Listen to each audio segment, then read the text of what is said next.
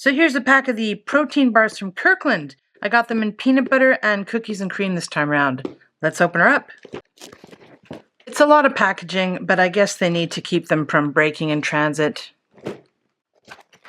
This, I can tell you now, is my favorite of the two. When they're fresh, they're good. Just don't leave them on the shelf for like months and they get a little bit, hard and unpalatable.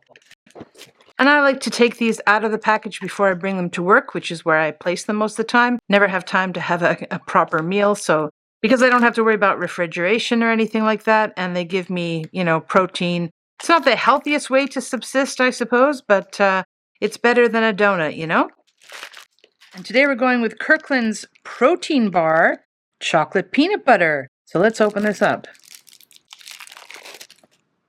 It is like a pressed protein bar. Let's bite in.